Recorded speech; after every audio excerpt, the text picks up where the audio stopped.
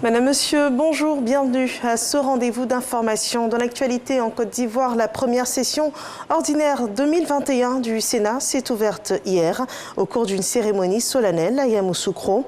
Les travaux présidés par le président de l'institution, Jeannot Ahoussou-Kouadio, étaient axés sur le plan d'action et les défis à relever. Cette session de la deuxième chambre du Parlement ivoirien fut aussi l'occasion pour le président de l'institution de lancer un appel à l'union et la cohésion des peuples en Côte d'Ivoire. À Boisseau, un projet régional de protection des enfants vulnérables est lancé par les responsables des villages SOS du Bénin, du Togo et de la Côte d'Ivoire. Cette action devrait être une réponse au phénomène d'enfants victimes de violences de tout genre, des enfants orphelins suite aux conflits sociaux-politiques.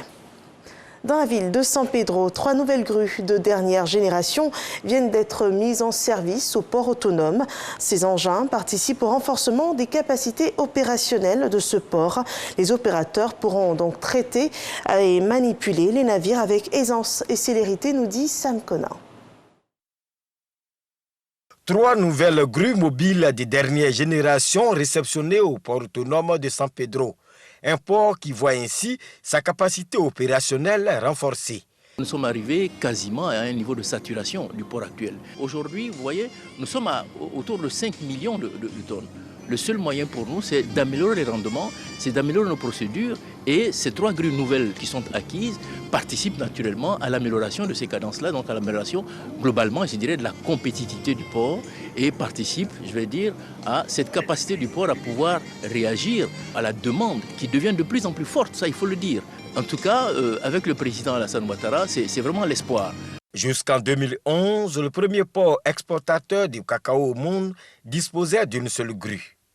Grâce au président Alassane Ouattara et à la coopération Côte d'Ivoire-Suisse, le port autonome de San Pedro dispose désormais de 6 grues, avec la mise en service des 3 dernières. L'entreprise MSC devrait procéder aux travaux d'extension du port de San Pedro selon reconduction du contrat de concession. Il en va du développement de toute la région, du rayonnement de San Pedro et du rayonnement de la Côte d'Ivoire sur la côte. L'arrivée de ces 3 grues marque sans aucun doute une étape symbolique dans ce sens.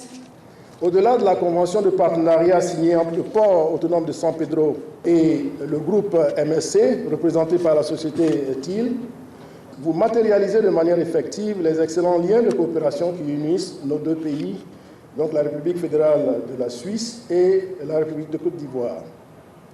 Monsieur le ministre des Transports et à travers lui tout le gouvernement ivoirien note avec satisfaction l'acquisition de ces grues mobiles et ces engins roulants de dernière génération qui permettront à coup sûr d'améliorer la productivité à quai dans le cadre des services aux navires.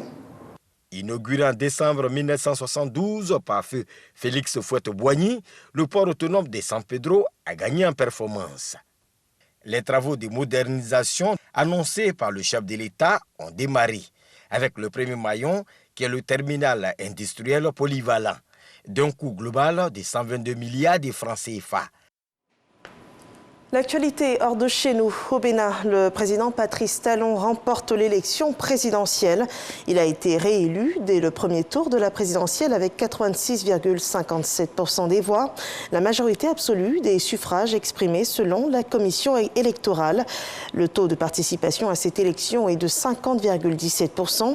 Et notons que le vote n'a pas pu se tenir dans 13 des 546 arrondissements du Bénin en raison des tensions préélectorales dans le centre. Les tensions croissantes entre l'Ukraine et la Russie à la frontière font réagir Joe Biden et l'OTAN qui haussent le ton face à Moscou que Kiev accuse de masser des troupes à ses frontières. Lundi dernier, leur nombre était estimé à 83 000 soldats, dont environ la moitié seraient positionnés en Crimée. Un déploiement que ne dément pas la Russie qui déclare qu'elle ne menace personne et dénonce en retour des provocations ukrainiennes. L'OTAN réagit en demandant à la Russie de faire cesser ses provocations et procéder à une désescalade immédiate.